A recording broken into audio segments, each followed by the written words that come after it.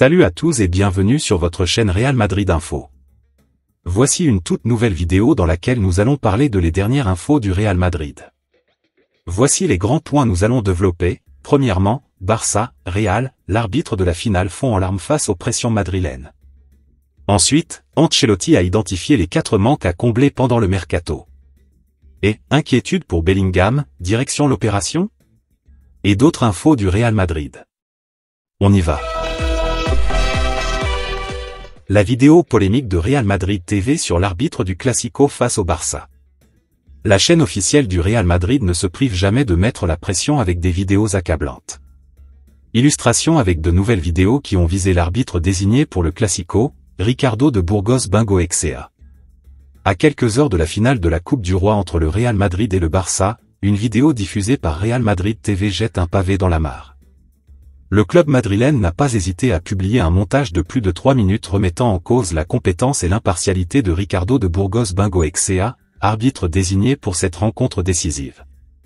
Dans cette vidéo, la chaîne officielle du Real accuse frontalement l'arbitre basque d'avoir pénalisé leur équipe à plusieurs reprises. En ouverture, une voix off annonce le ton. Cette vidéo que vous allez voir est la carte de visite de Ricardo de Burgos Bengoechea, l'arbitre désigné pour diriger la finale de la Coupe du Roi entre le Real Madrid et le FC Barcelone. Le montage revient notamment sur le Classico d'octobre 2024, où de Burgos officiait à la VAR. Real Madrid TV affirme. Ce jour-là, il a demandé à l'arbitre principal de vérifier un éventuel penalty, mais il ne lui a montré que 2 plans, un de loin et un autre avec plusieurs joueurs masquant l'action. Une décision qui a empêché le Real Madrid de remporter le derby. Le club madrilène déplore également un déséquilibre statistique dans les résultats obtenus sous l'arbitrage de Burgos. Avec lui, le Real Madrid n'a qu'un taux de victoire de 64%, contre 81% pour le FC Barcelone. Une différence incroyable. Et la chaîne d'ajouter, chiffre à l'appui, l'équipe d'Ancelotti n'a gagné que 2 de ses 5 derniers matchs arbitrés par lui. Au-delà des chiffres, la vidéo attaque la légitimité même de l'arbitre au niveau international. Bien qu'il soit arbitre international depuis 2018, la FIFA ne l'a jamais désigné pour une de ses compétitions. L'UEFA non plus, jamais un match de Ligue des Champions. Et la voix off d'insister, il jouit d'un certain statut en Espagne, mais ne compte pas à l'étranger. Enfin, Real Madrid TV met en lumière ses connexions supposées avec les hautes sphères de l'arbitrage espagnol. Cette vidéo, qui semble plus être un réquisitoire qu'un simple résumé de carrière, illustre une nouvelle fois la stratégie du Real Madrid pour mettre la pression sur l'arbitrage avant un match crucial. De quoi faire grimper la tension de plusieurs crans. L'autre information. Barça, Real, l'arbitre de la finale fond en larmes face aux pressions madrilènes. Alors que le FC Barcelone et le Real Madrid disputeront ce samedi la finale de Coupe du Roi, le corps arbitral de la rencontre a, lui aussi, livré une conférence de presse. Cette dernière a été marquée par un événement bien précis. C'est un événement plutôt inhabituel auquel nous avons assisté ce vendredi. À un peu plus de 24 heures du coup d'envoi de la finale de Coupe du Roi entre le FC Barcelone et le Real Madrid, l'arbitre de la rencontre, Ricardo de Burgos Bengoechea, a livré une conférence de presse. Face aux journalistes, l'homme au sifflet a craqué, revenant sur les récentes communications des Merengues, qui lui ont ainsi mis une certaine pression avant ce match capital. Jeudi, la chaîne Real Madrid TV faisait part de son incompréhension face à la désignation de Burgos Bengoechea pour arbitrer lors de cette finale, alors que celui-ci n'avait encore jamais officié lors d'un match de Ligue des Champions.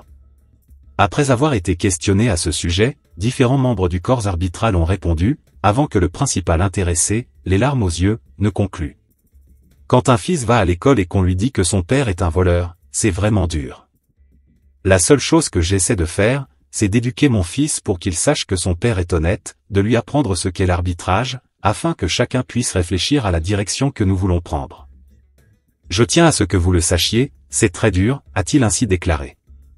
Un beau moyen d'apaiser les tensions avant une finale qui s'annonce bouillante. Ces pressions mises par le board madrilène laissent transparaître une certaine pression avant le coup d'envoi de cette finale. En effet, cette Coupe du Roi pourrait bien être l'ultime opportunité pour le Real Madrid de remporter un 3e trophée cette saison, après la Supercoupe d'Europe au mois d'août, et la Coupe intercontinentale en décembre. Le tout face au rival éternel, le FC Barcelone, ce qui ajoute un peu plus de piment à cette partie. Mais les Blaugrana, en quête d'un quadruple, comptent bien prendre une nouvelle fois le déçu sur la Maison Blanche. L'autre information. Kylian Mbappé de retour pour la finale de Coupe du Roi. Débarrassé de sa légère entorse à la cheville droite, Kylian Mbappé figure bien dans le groupe du Real Madrid pour la finale de la Coupe du Roi face au FC Barcelone, ce samedi. C'est un retour pour le moins attendu.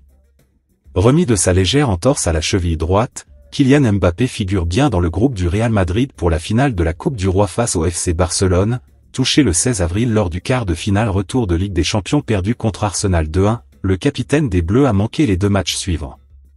La réception de Bilbao en Liga, une rencontre pour laquelle il était de toute façon suspendu, et le déplacement à Getafe 1-0. Il va s'entraîner et j'espère qu'il sera prêt.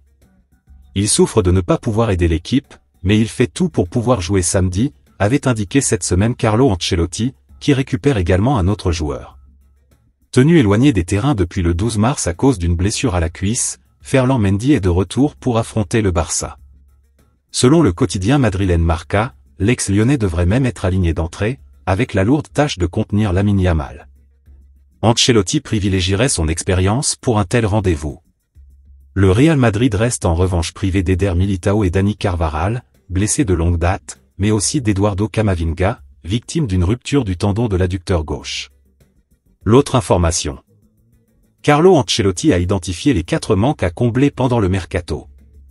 À en croire la presse espagnole, Carlo Ancelotti dont l'avenir est incertain à Madrid aurait proposé une liste de 4 renforts à la direction du Real, en vue du mercato estival. C'est désormais un secret de polichinelle, beaucoup de choses vont changer, cet été, à Madrid. Le Real a entamé une nouvelle phase depuis l'année dernière et l'arrivée de Kylian Mbappé, qui devrait prendre un tournant important lors du prochain mercato. De nombreux acteurs du club sont en danger, à commencer par Carlo Ancelotti, dont l'avenir à la tête des Merengues est plus que jamais incertain. Les résultats en Coupe du Roi et en Liga définiront sans doute le futur de l'entraîneur italien, qui se sait en danger. Mais malgré cette position délicate, Ancelotti prépare déjà la prochaine saison, et aurait soufflé 4 noms à sa direction pour le mercato estival.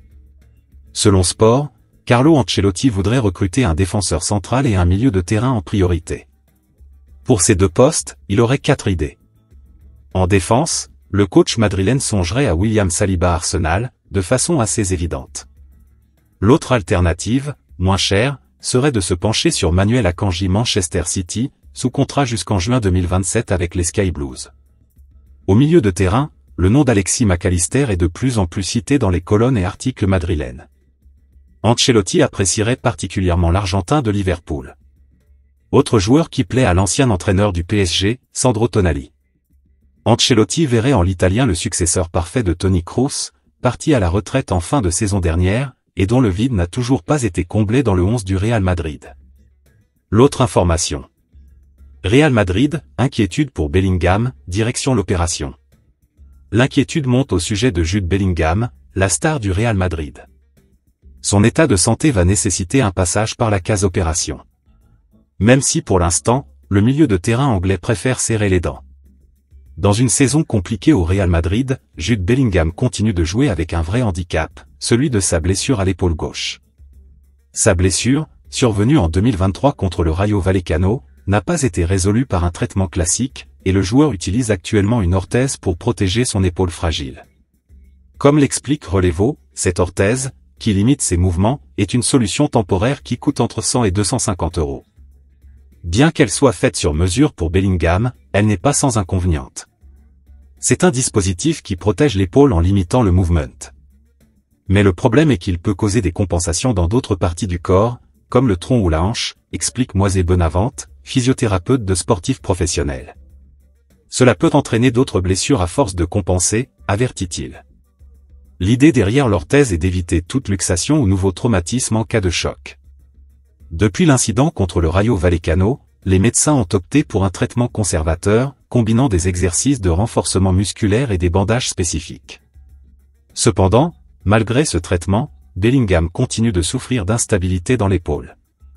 Il continue d'utiliser des bandages TAP en plus de l'orthèse, mais à long terme, cela pourrait aggraver le problème, confie un spécialiste qui préfère garder l'anonymat.